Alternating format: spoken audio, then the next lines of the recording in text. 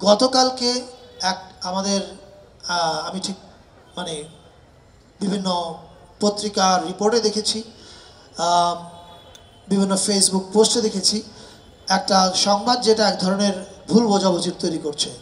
সেই সংবাদটা হচ্ছে এরকম যে কোনো একজন আমাদের পুলিশের কর্মকর্তার বরাত দিয়ে বলা হয়েছে যে বই ছাপানোর আগে বাংলা একাডেমি অথবা পুলিশকে পড়তে দেওয়া উচিত, এবার না পারা গেলেও আগামীবার দেওয়া উচিত।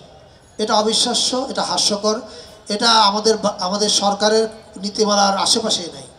আমাদের সরকার স্পষ্ট বিশ্বাস করে মত প্রকাশের স্বাধীনতাতে, এবং সেটা যদি আমাকেও গালমন্দ করে এতে কিছু যায় আসে না। আর বই প্রকাশ আমরা সেন্সর করবো, এটা তো হতেই পারে না, এটা অবিশ্বাস্য। ফলে আমি এই ভুল বোঝাবুঝিটা এখানেই দূর করতে চাই যে অন্তর্বর্তীকালীন সরকারের নতুন করে বইয়ের উপর সেন্সরশিপ আরোপ করার কোনো পরিকল্পনা নেই। এটা একটা ভুল তথ্য।